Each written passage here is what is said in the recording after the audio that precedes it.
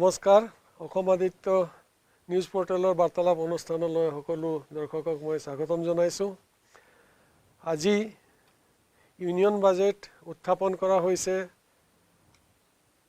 আৰু এই ইউনিয়ন বাজেটৰ বিষয়ে কিছু কথা পাতিবলৈ আমি আমাৰ মাজলৈ নিমন্ত্ৰণ কৰি আনিছোঁ সিনিয়ৰ চাৰ্টাৰ একাউণ্টেণ্ট শ্ৰীযুত বিজয় দেৱৰাদেৱক। বিজয় দেৱৰাদেৱৰ লগত মই যিখিনি কথা পাতিম সেইখিনি কিছু হিন্দীতে পাতিব লাগিব, কিছু ইংৰাজী শব্দও সোমাব, কিয়নো তেওঁ কিছুমান কাৰিকৰী শব্দ অসমীয়াত ক'বলৈ হয়তো ভুল হ'ব পাৰে। देवराजी आपनाक आमी स्वागतम जनाइছোঁ। अच्छा देवरा जी, ये जो आज बजट जो प्रेस हुआ है, ये बजट के बारे में आप कुछ बताएं कि इसका सैलेंट फीचर्स क्या क्या है? आज यूनियन बजट 2022 पार्लियामेंट में फाइनेंस मिनिस्टर निर्मला सीतारमण ने पेश किया है। इस बजट के अंदर चूँकि अभी कई 5 राज्यों में इलेक्शंस वगैरह हैं, उसको ध्यान में रखते हुए प्लस अभी जो पेंडेमिक की सिचुएशन बनी हुई थी, इसको लेके इस बजट में ज़्यादा स्ट्रेस कैपिटल इन्वेस्टमेंट में दिया गया है, जो कि इंफ्रास्ट्रक्चर और सोशल सेक्टर को ज़्यादा स्ट्रेस दिया है। इंफ्रास्ट्रक्चर में इन्होंने रोड, रेलवे मतलब एयरपोर्ट्स वगैरह को डेवलप करने की कोशिश में काफ़ी फंड एलोकेट किया है, क्योंकि जब तक इंफ्रास्ट्रक्चर डेवलपमेंट नहीं होगा तब तक कोई डेवलपमेंट नहीं होगा, और डेवलपमेंट जब नहीं होगा तो एम्प्लॉयमेंट जनरेशन नहीं होगा। तो उस चीज़ को महत्व देते हुए इन्होंने काफ़ी फंड इस सेक्टर में एलोकेट किए हैं। इनका सोचना है कि जैसे नेशनल हाईवे को एक्सप्रेस हाईवे में कन्वर्ट किया जाए, तो उसके लिए उन्होंने 25,000 किलोमीटर रोड को एक्सप्रेस हाईवे में कन्वर्ट करने के लिए दिस 2022-23 के भीतर में मतलब अगला 2 साल के भीतर ये लोग करेंगे। प्लस जो गांव में प्रॉब्लम होती है जल की, क्योंकि वहाँ पे पुराना स्ट्रक्चर बना हुआ है, उससे पानी, साफ पानी वगैरह नहीं मिल रहा है। तो इनकी योजना है कि इस बार ये लोग एक पीएम गति शक्ति मास्टर प्लान बनाएंगे, जिसमें ये लोग एक्सप्रेस हाईवे तो बनाएंगे ही, उसके अलावा हर घर नल से जल योजना लाएंगे, जिसमें 3.8 करोड़ हाउस होल्ड को नल से जोड़ेंगे। तो ये योजना तो चल रही है, जगह जगह चल रही है, लेकिन इनका टारगेट है कि 22-23 में इसको ये लोग अराउंड 3.8 करोड़ हाउस होल्ड को कवर करेंगे, जो एक अच्छी योजना है। इससे साफ पानी, अच्छा पानी, स्वास्थ्यवर्धक घरों तक पहुंचेगा। फिर इन्होंने अपने नॉर्थ ईस्ट के लिए 1500 करोड़ रुपया एलोकेट किया है, जिससे लिवलीहुड के लिए जो अपने यंगस्टर है उनको फंड मिलेगा, जिससे कुछ डेवलपमेंट होगा। ये एक अच्छा स्टेप है इस बजट में। और सबसे बड़ी बात है कि जो एम्प्लॉयमेंट का भी इनका टारगेट है, 60 लाख अराउंड इन्होंने नया एम्प्लॉयमेंट जनरेशन के लिए स्कोप लिया है। वो भी एक अच्छा स्टेप है। और इन्होंने दूसरा अच्छा प्रोजेक्ट लिया है कि 80 लाख नए हाउसेस बनाएंगे, जो पीएम आवास योजना में, उससे भी काफ़ी हद तक लोगों को राहत मिलेगी। 80 लाख मतलब 22-23 के अंदर, तो उससे काफ़ी हद तक लोगों को राहत मिलेगी। तो वैसे सोचे तो डायरेक्ट मतलब इसमें इस बजट के अंदर में कोई ऐसा प्रावधान नहीं है जिससे कि कॉमन मैन को बहुत कुछ बेनिफिट डायरेक्टली मिल रहा हो। इनडायरेक्टली मतलब लॉन्ग रन में जो सोशल स्ट्रक्चर इम्प्रूव होगा, प्लस एम्प्लॉयमेंट जनरेशन होगा, इससे लॉन्ग रन में फ़ायदा होगा। अभी अचानक से अगर सोचे कि भाई ठीक है इस बजट के भीतर, जैसे पहले बजट हुआ करता था कि बजट दिया, बजट के भीतर मालूम होता था कि भाई यहाँ पे ये चीज़ रिड्यूस कर दिया, यहाँ ड्यूटी कम कर दिया, वहाँ नहीं, ड्यूटी कर दिया, बजट वो बोलने चीज़- से ही बजट हाँ, के बजट पहले बोलने एक से- बात ऐसा आती है हाँ, कि इनकम टैक्स स्लैब में हाँ क्या कुछ बढ़ोतरी होगी क्या उसमें? हाँ। जैसे पहले 2.5 लाख था, हाँ, तो उसमें तो कोई चेंज कुछ भी चेंज नहीं हुआ। कुछ भी पर्सनल change टैक्स में कोई भी चेंज नहीं किया इन्होंने, अच्छा। क्योंकि कॉर्पोरेट टैक्स में? कॉर्पोरेट टैक्स में भी कोई चेंजेस नहीं है। अच्छा, कोऑपरेटिव सोसाइटी को इन्होंने रिलीफ दिया है, उनकी टैक्स रेट पहले 18.5% थी, उसको 15% किया, किया। 15% कर दिया। लेकिन एज सच वैसे देखिए ब्रॉडली तो कॉर्पोरेट सेक्टर या पर्सनल टैक्स रेट में कोई भी चेंजेस नहीं है, क्योंकि अभी जो सिचुएशन बनी हुई है उसमें जीडीपी जो इनकी लास्ट ईयर की थी वो 6.9 थी, तो उसको वो मतलब वैसे सोचे तो एक सही ट्रैक पे थी, उसको इस बार इस बजट के भीतर में 6.4 तक लाने की तो उन्होंने कोशिश की। तो उस हिसाब से इन्होंने पर्सनल टैक्सेस में और कहीं पे भी कोई चेंजेस नहीं किया। और जैसे कस्टम ड्यूटी वगैरह है तो वो उसमें भी कॉमन मैन से रिलेटेड किसी भी चीज़ में कोई चेंजेस नहीं है।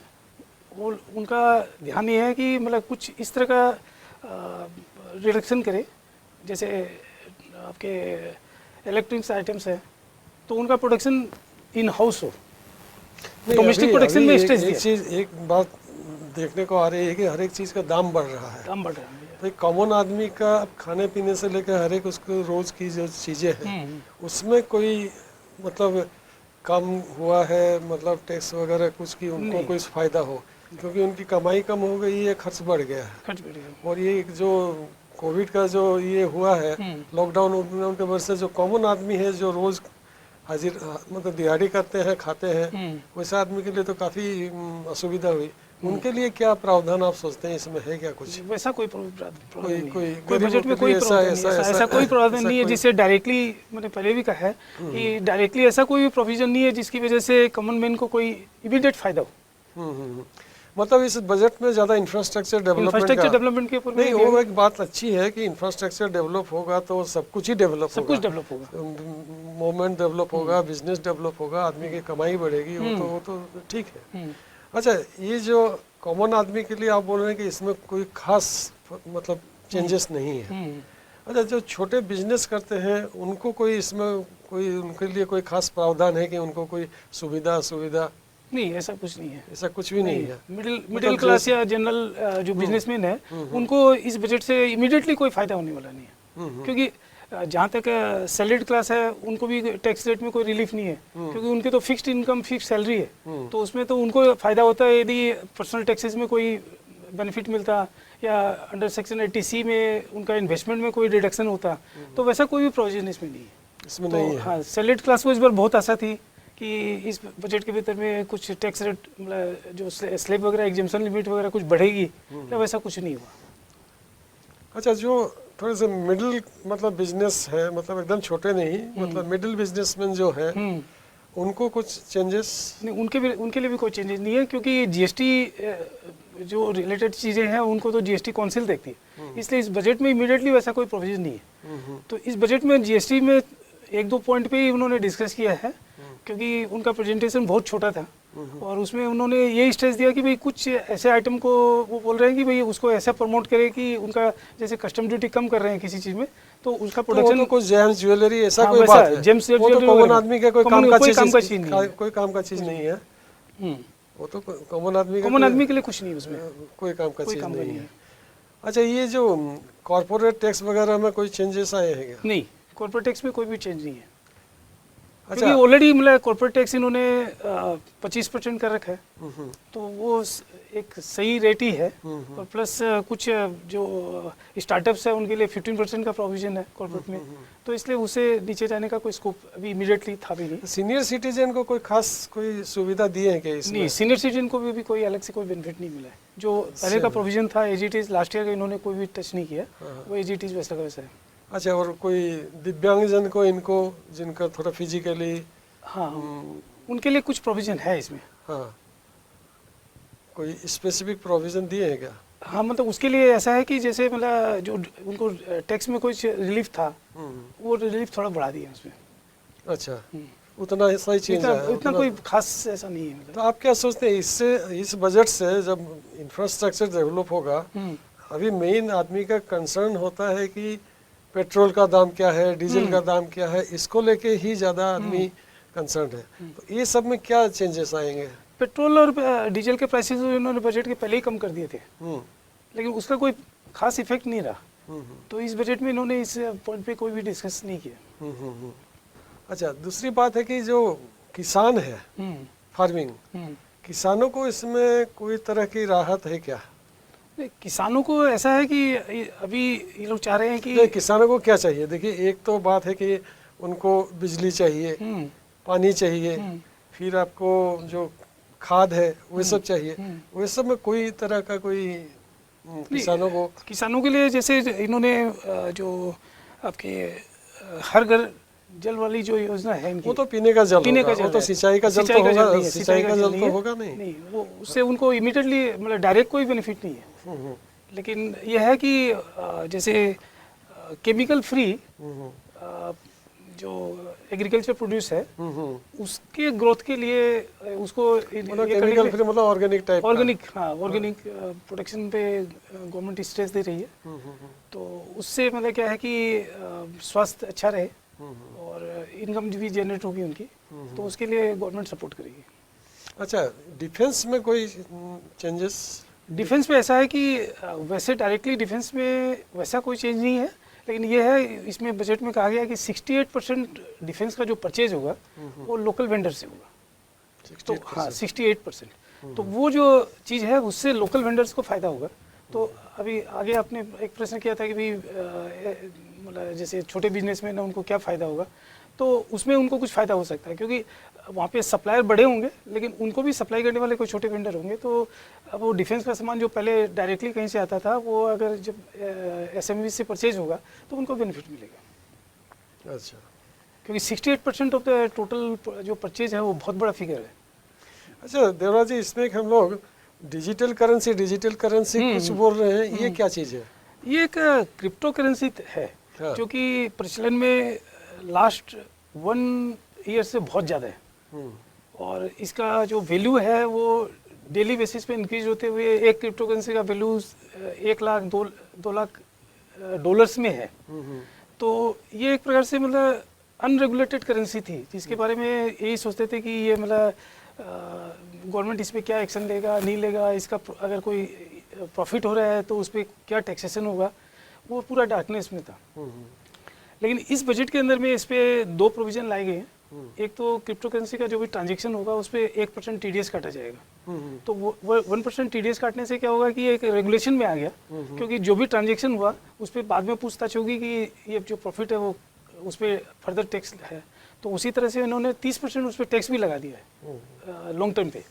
तो अब वो क्या इस वजह से क्या है कि क्रिप्टो करेंसी एक मतलब बोलेंगे तो सही ढंग से रेगुलर करेंसी हो गई एक प्रकार से। अच्छा, तो मतलब इसको ये कर सकते हैं लीगल टेंडर हो गई एक प्रकार से। तो अब है कि अनरेगुलेटेड नहीं रही, अब गवर्नमेंट इस पे अपना कंट्रोल ले लिया।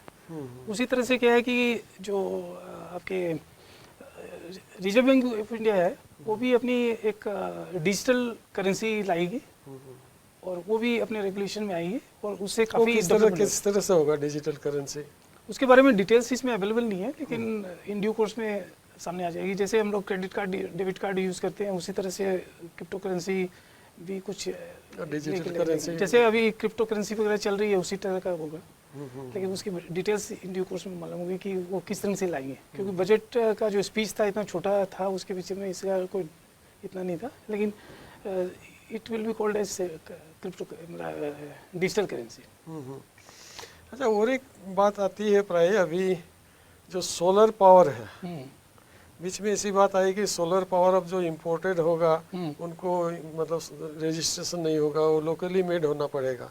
पावर के सेक्टर में इसमें कुछ कोई प्रावधान ऐसा कुछ दिख रहा है क्या? इस बार बजट में तो डायरेक्टली इन्होंने कहीं हाईलाइट में तो मैंने नहीं देखा है, लेकिन जब बजट के डिटेल्स में जाएंगे तो हो सकता है उसमें हो, क्योंकि बहुत सी चीज़ें पार्लियामेंट में टेबल नहीं इमीडिएटली बोली नहीं जाती है, क्योंकि बजट काफ़ी बड़ा होता है और वो साइलेंट फीचर्स को ही वहाँ डिस्कस करती है। तो ऐसा डायरेक्टली मैंने कहीं नहीं देखा।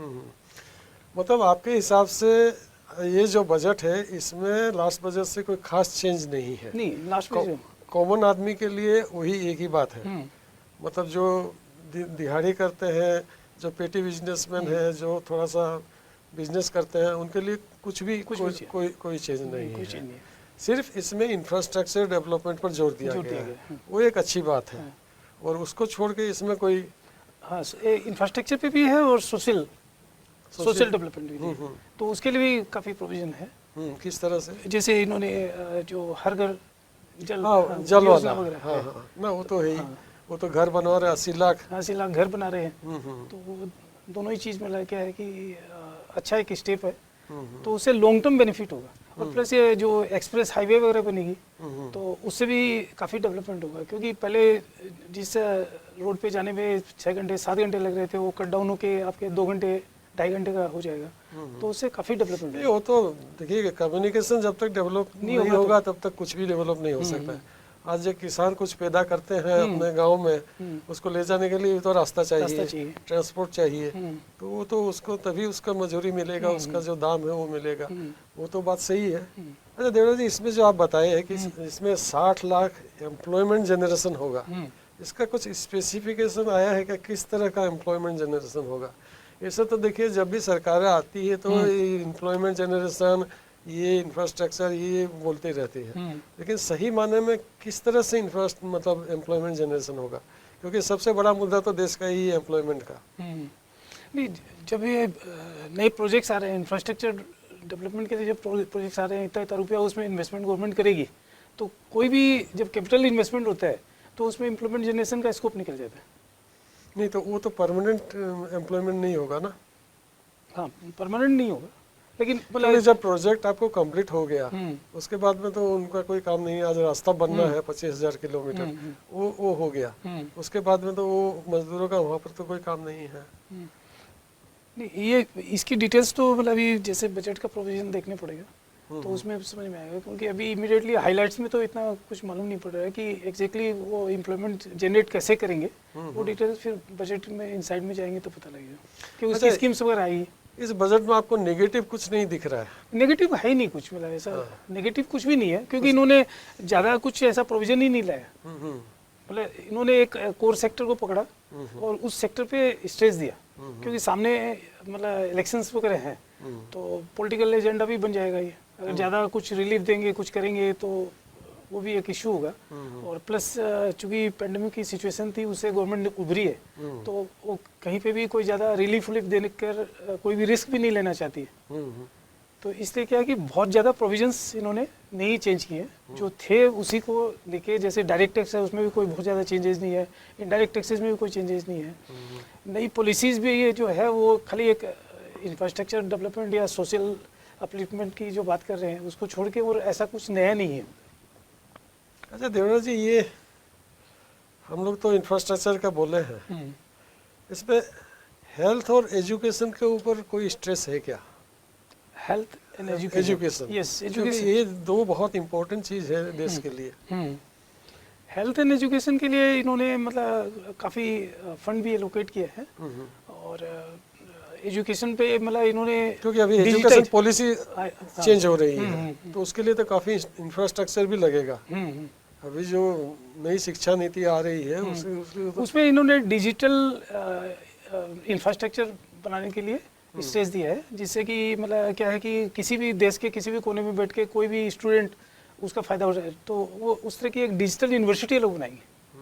तो वो डिजिटल यूनिवर्सिटी जो बनेगी उसकी वजह से क्या है कि उसका बेनिफिट किसी भी कॉर्नर में, देश के किसी कॉर्नर में कोई स्टूडेंट बैठा हुआ है तो उसका फ़ायदा उठा सकते हैं। तो अभी जैसे अभी ये पेंडेमिक की सिचुएशन आई, उस समय स्कूल कॉलेज वगैरह सब बंद हो गए, तो उस सिचुएशन में ये था कि वर्क फ्रॉम होम या स्टडी फ्रॉम होम वाला कॉन्सेप्ट ही आ गया था। तो अभी जो पेंडेमिक की सिचुएशन चल रही है, एक के बाद एक नए नए वेरिएंट आ रहे हैं, तो सिचुएशन कहाँ जाके रुकेगी, क्या रुकेगी? गवर्नमेंट स्टडी फ्रॉम होम वाला तो ऐसा है कि अब कुछ गांव के बच्चे हैं, उनके पास तो मोबाइल भी नहीं है तो फिर कनेक्शन नहीं है गांव में, नेट नहीं है, तो वो चीज़ तो इतनी बहुत ज़्यादा मेरे को नहीं लगता कि वो इतनी मतलब सक्सेसफुल हुई है। लेकिन डिजिटल यूनिवर्सिटी का ये है कि उसके अंदर में सारी चीज़ें डिजिटली आपको अवेलेबल रहेगी। जैसे आज लाइब्रेरी है, कुछ भी है, बुक्स है जो कि आपको परचेज नहीं करनी है। तो इनडायरेक्टली मतलब क्या है कि अगर जो कोई चाहता है कि भाई हम उसकी एक्सेस ले, तो डिजिटल यूनिवर्सिटी में आप उसकी एक्सेस ले सकते हैं। अदरवाइज क्या होता है कि आपको सब चीज़ खरीदनी पड़ती है या कुछ करना पड़ता है। तो अभी सिचुएशन जो है उसके अंदर में एक कॉस्ट बोल सकते हैं, ये कॉस्ट इफेक्टिव भी होगा उनके लिए और डायरेक्ट एक्सेस भी उनको मिलेगा। और फिर स्टूडेंट्स के लिए है कि अभी गवर्नमेंट भी उनको इस तरह का प्लेटफॉर्म पे आने के लिए सुविधा दे रही है, जैसे उनको समय समय पे जैसे लैपटॉप वगैरह फ्री डिस्ट्रीब्यूशन वगैरह वो सब भी हो रहा है, और जो खुद के पास उनके पास है तो उससे भी एक्सेस करते हैं। तो इन ड्यू कोर्स में इसका फ़ायदा सबको मिलेगा। अच्छा, एक अब पॉइंट में आते हैं कि नॉर्थ ईस्ट में आपने बताया कि 1500 करोड़ रुपया लोग यूथ के लिए दिए हैं। क्या पर्पस है उनका? खेल का डेवलपमेंट है, उनका पढ़ाई का है, क्या चीज़ के लिए? उनकी लिवलीहुड के बजट में जैसे हाइलाइट्स में तो यही कहा गया है कि उनकी लिवलीहुड के लिए, जैसे लड़के लड़कियां जो भी है उनके जस्ट लिवलीहुड के लिए। तो लिवलीहुड तो तभी होगा जबकि उनको कुछ जॉब मिलेगा, कुछ ऐसा होगा। खाने पीने के लिए तो ऐसा पैसा नहीं हो सकता है, उससे तो कोई डेवलपमेंट नहीं होगा। तो अब वो स्कीम जो डिटेल देखने से समझ में आएगा कि उस स्कीम के अंदर में क्या प्रोविजन है। लेकिन एक साइजेबल फंड नॉर्थ ईस्ट को मिला है जिसका फ़ायदा उठा के नॉर्थ ईस्ट में कुछ डेवलपमेंट वर्क हो सकता है, जिससे क्या है कि जो अनएम्प्लॉयड यूथ है वो काम में लगेंगे, धारा में आएंगे, तो मतलब जो एक क्रिमिनल अप्रोच जो थोड़ा सा बना हुआ है वो कम होगा। तो उस हिसाब से क्या है कि सेंट्रल गवर्नमेंट चाह रही है कि नॉर्थ ईस्ट डेवलप हो, तो डेवलपमेंट के लिए उन्होंने एक फंड एलोकेट किया है जो कि इन ड्यू कोर्स में फ़ायदेमंद साबित होगा। तो आज देवराज जी से हमने इस बजट के बारे में बात किया। बजट में कोई खास चेंजेस नहीं है, हाँ इंफ्रास्ट्रक्चर डेवलपमेंट में काफ़ी जोर दिया है सरकार ने। जो रोड है, रेलवे है, या जो गरीबों के लिए आवास योजना है, घर है, और हेल्थ सेक्टर में भी कुछ जोर दिया है। और डिफेंस में जैसे 65% लोकल वेंडर से जो परचेज का दिया है, इस सब से कुछ फ़ायदा ज़रूर होगा, लेकिन इसमें बहुत ज़्यादा चेंजेस नहीं है कि मतलब बहुत देखने लायक चेंजेस जो आँख में आते हैं उस तरह से कोई चेंजेस नहीं है, वो एक जैसे ही है। আজি এই যে ইউনিয়ন বাজেট হ'ল, এই ইউনিয়ন বাজেটত খুব বেছি পৰিৱৰ্তন একো অনা নাই, কিন্তু আন্তঃগাঁথনি যি ডেভেলপমেণ্টৰ কাৰণে জোৰ দিয়া হৈছে, ৰাস্তা পদূলি হ'ল, কমিউনিকেশ্যন হ'ল, বা আৱাস যোজনা যিবিলাক ঘৰ সেইবিলাকৰ ওপৰত জোৰ দিয়া হৈছে। বাকী সাধাৰণ মানুহ, খাটি খোৱা মানুহৰ বিষয়ে বাবেও খুব এটা পৰিৱৰ্তন ইয়াত দেখা যোৱা নাই। কিন্তু ভৱিষ্যতে বোধহয় আৰু ইয়াৰ বিষতকৈ আমি এইখিনি যেতিয়া পাম, তেতিয়া সেই ডিটেইলছত গ'লে তেতিয়া হয়তো বোধহয় আৰু কিছু কথা আমি গম পাম। আজি এইখিনিতে আমি আমাৰ এই আলোচনা শেষ কৰিছোঁ। ধন্যবাদ আপোনাক।